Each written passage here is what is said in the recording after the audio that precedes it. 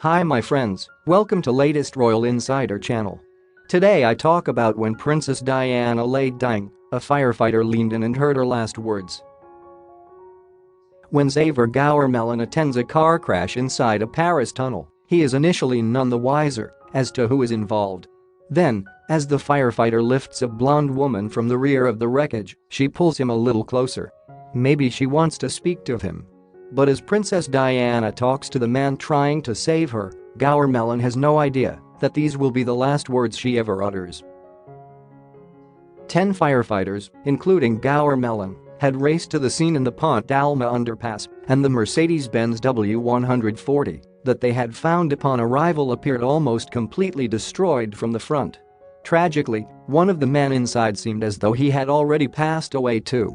So, Gourmelon worked quickly to figure out whom he could actually help, and the blonde woman seemed to be his best bet. Given the woman's relatively stable condition, while she had been in the tunnel, then, Gourmelon was stunned when he later found out that she had died in hospital. That realization was made all the worse when he learned that the individual in question also happened to be none other than Princess Diana. And unbeknown to others, the Paris firefighter chose to keep her dying words to himself for a whole 2 decades. Way before Diana's sad end, though, she had grown up as part of the British aristocracy and was raised near the royal estate of Sandringham. Then, after failing to excel at school, the distant cousin of Winston Churchill found her way with menial jobs. But bigger things soon beckoned for the fresh-faced young woman, and ultimately her life would end up changing forever. Famously, Diana caught the eye of her sister Sarah's boyfriend, Charles, Prince of Wales, while she was only a teenager. And before long, she and the heir to the British throne were an item. In 1981 the two then married in a glittering ceremony, with hundreds of millions tuning in worldwide to watch on television. Now Diana, Princess of Wales, the world should have been the newlyweds' oyster, especially when she later discovered that she was expecting a baby.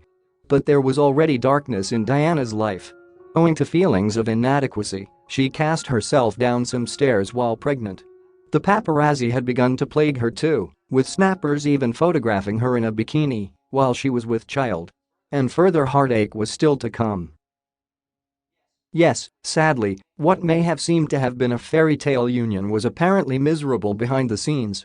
Both the prince and princess allegedly had affairs, while Diana suffered from increasing bouts of mental illness and a battle against an eating disorder. Reportedly, the royal felt pushed out of her marriage by Camilla Parker Bowles, with whom Charles had resumed a long-standing liaison. Eventually, in 1992, the royal couple separated, and divorce followed in 1996. Worse still, the split had largely led to isolation for Diana, who'd apparently found confidants hard to hang on to. A Daily Mail journalist claimed, for example, that she had had no more than 5 close friends at the time she died. Thankfully for Diana, though, her romantic life thrived even after the end of her marriage to Charles. And it's been said that the young and attractive princess had many suitors. While still married, she had reportedly enjoyed flings with men such as bodyguard Paul Manaki and dashing cavalryman James Hewitt. Apparently, she had also had to end a relationship with car dealer James Gilby after tapes surfaced that revealed he called her squidgy. As you can guess, the press had a field day with that particular story. But it seemed that Diana had found happiness when she hooked up with heart surgeon Hasnat Khan. Their romance was conducted strictly in secret, as Diana sought a life away from the glare of publicity. In fact, the princess apparently told friends that she had never met anyone like Khan.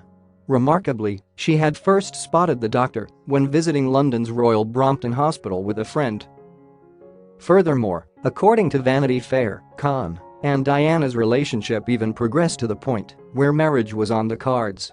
But while Diana allegedly tried to convince Khan to have a secret wedding, he is said to have dismissed the idea. Instead, he apparently suggested that the two relocate to Pakistan, where the press would not interfere in their affairs, and Diana supposedly gave the idea serious thought. In addition, Diana reportedly confided in her friend and now Pakistan Prime Minister Imran Khan about her feelings for the surgeon. Ultimately, though, the romance began to falter. And despite that potential disappointment, Diana continued with her engagements, gracing the ballet and visiting Mother Teresa, before appearing on the cover of Vanity Fair in July 1997. That same month, Diana accepted an invitation to Saint-Tropez, France, to holiday with billionaire Mohammed Al Fayed. She also took her boys, Princes William and Harry, on the trip, with the royals all staying in the businessman's villa. And perhaps unsurprisingly, it's said to be there that Diana's romance with Al Fayed's son Dodi began. Yet even while she was on vacation, the princess had been harassed by photographers who had captured snaps of her on a jet ski. At an unscheduled press briefing, then, Diana had told the assembled reporters that she would shock them with the next thing she did. Unfortunately, those words would turn out to be darkly prophetic. Diana was actually already familiar with Dodi before the Saint-Tropez trip, as both had previously run with the same crowd. Dodi was Al Fayed's eldest son and somewhat inevitably had been raised in the lap of luxury as one of the billionaire's offspring. Even so, he had managed to carve out his own career as a film producer, most notably earning credits on Chariots of Fire and Hook. So, on her return to London, Diana ended her affair with Khan, as the surgeon would later tell police. He immediately suspected that she had someone new in her life too, perhaps from the Al Fayed family's entourage. And as Khan didn't think highly of the Egyptian billionaire, he let the princess know that he felt the relationship would bring her harm. Nevertheless, Dodi was apparently smitten with Diana, even though he was already engaged. And seemingly to make his intentions clear, the business mogul's son allegedly gave the royal a bunch of expensive presents, including a room full of flowers, some tropical fruit and a Cartier watch. In any case, he would finally see his affections returned when he and the princess began a relationship. Still, opinions vary about how strong Diana and Dodi's romance had been in the late summer of 1997. According to Vanity Fair, for instance, Dodi had planned to give the princess a ring. Apparently, though, Diana told friend Rosa Monckton that she would be wearing the item of jewelry on her right hand. To add to that, Monckton thought that Diana only wanted to make Khan jealous. Dodi's father, by contrast, believed that the ring was intended to mark the couple's engagement. Whatever the truth of the matter, though, Diana and Dodi obviously enjoyed each other's company. And at the end of July, the pair decided to jet off together to Sardinia for a cruise, although yet again the paparazzi weren't far behind. Then, in August 1997, while Diana attended an anti-landmine event in Bosnia, photos of the pair cuddling on Dodi's yacht were published. And towards the end of the month, the pair were in France once more, this time in Paris, where they took up residence at the Hotel Ritz. According to a 2019 report by the Daily Mirror, Diana stayed in their suite, while Dodi went off to a jeweler to acquire the ring that the princess was expecting. Then, during the evening of August 30, 1997, they planned to eat out at the fancy Benoit restaurant. The pair changed their plans, however, after being followed by up to 30 photographers on the way to dinner. Returning to the Ritz, they therefore decided to eat at the fabled hotel's L'Espadon restaurant instead. But on sitting down, Dodi had fears that some of the guests were also paparazzi, leaving him and Diana with no option but to head back to their room. Then, once they'd finished dinner, the couple decided that they would spend the night at Dodi's plush apartment by the Champs-Élysées. Even so, they faced a problem. They had already been followed from the moment that they had left the hotel earlier that night. Diana and Dodi were pretty sure too that photographers were still lying in wait for them. Ultimately, then, a somewhat elaborate scheme was cooked up.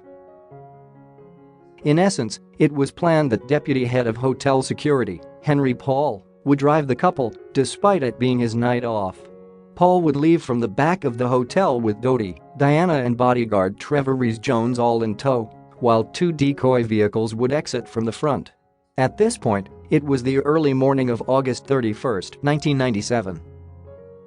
So, Paul shot off into the night, but as the photographers got wind of what was going on, they followed the Mercedes. An inquest later heard that paparazzi had tried to block Paul to slow him down, although ultimately to no avail. Instead, the limo continued on its journey, traveling at around 65 miles per hour before tragedy befell its passengers. Then, As the Mercedes blazed through the road tunnel under Pont d'Alma, Paul lost control of the car. And since no photographer was apparently close enough to have caused this, the inquest would put the laps down to Paul, who had drunk enough alcohol to put him 3 times over the legal limit for driving.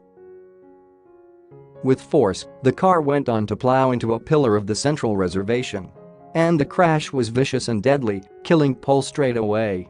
Even despite the horrific wreckage, though, the paparazzi reportedly did little for the stricken passengers, instead choosing to photograph the smashed vehicle.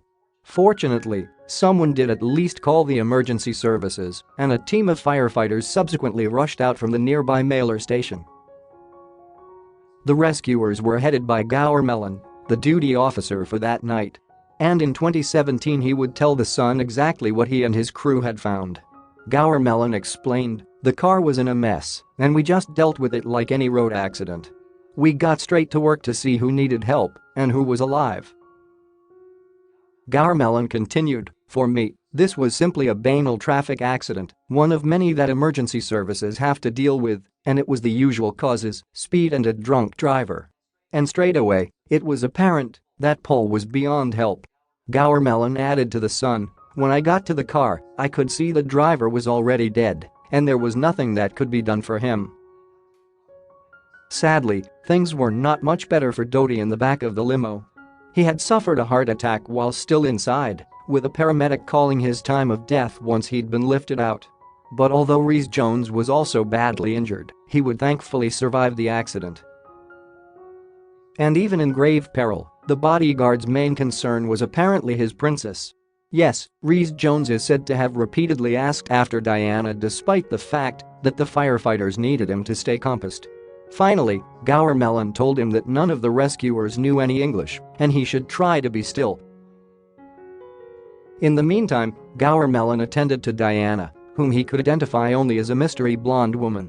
Initially, in fact, he felt that she should be fine, given that she remained conscious with open eyes. Diana, who was lying on the floor in the back, was even able to make some movements, albeit small ones. Regardless of her state, however, it was time to get her out. So, Gourmelon fed the princess oxygen and gripped her hand as he prepared to release her from the limo. And all the while, he had had no clue about who she was, as he would later explain to The Sun. Gourmelon revealed, "It was only when she had been put into the ambulance that one of the paramedics told me it was Princess Diana." Plus, in conversation with the newspaper, the firefighter also revealed what Diana had said to him at the time. Yes, as Gourmelon tended to her, Diana apparently spoke a few words, perhaps the last sentence that the princess would ever say. Stunned in the chaos of the wrecked limo, she purportedly asked her rescuer, "My God, what's happened?" And while Gourmelon did not say whether he had ever responded to her question, he did tell The Sun what happened next. Gourmelon went on, "I gave Diana some oxygen, and my team and I stayed by her side as she was taken out of the car. It was very quick because we didn't have to cut any of the wreckage. Tragically, though, as the princess was laid on a stretcher, she suffered a heart attack." So, Gourmelon immediately gave Diana aid, and this seemed at first to work. He told The Sun, "I massaged her heart, and a few seconds later she started breathing again." It was a relief, of course, because as a first responder you want to save lives, and that's what I thought I had done. Indeed, Gourmelon had every reason to believe that the princess would pull through. He could not see any blood on her person, for one, while the only injury that he could spot, that one of her shoulders had been hurt, didn't appear to be serious. To begin with, then, Gourmelon may have thought that he and his team had successfully kept Diana from further harm. And as the firefighters shifted Diana into the ambulance, Gourmelon was optimistic about her chances, later telling The Sun, "To be honest, I thought she would live. But it wouldn't be long after the emergency vehicle had powered off towards Petit-Salpêtrière Hospital that the Frenchman received some shocking news." Diana had arrived at the hospital not long after 2 in the morning and was subsequently rushed into surgery. But although medics had battled hard to keep her alive, their struggle ultimately ended in failure.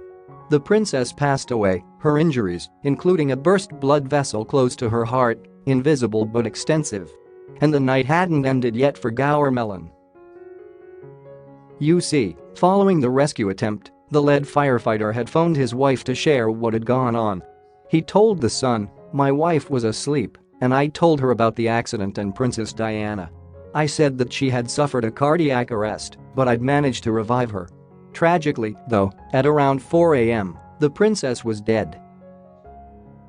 Gourmelon did not talk about that fateful August night for 2 decades until he had left the fire service, in fact. And the memories were apparently still strong even years on. He said to the Sun, "I can still picture the whole scene. It's something I'll never forget and that I always think about at this time of year." Perhaps unsurprisingly, however, this isn't the only secret about Diana that has come out since her death. For instance, reports have arisen of an alleged moment just before the royals' wedding to Charles. She's said to have uttered 4 words moments before walking down the aisle. And they may just bring a tear to your eye. What do you think about this video? Please comment below this video. Thanks for watching, and don't forget subscribe my channel. Bye. See you next video.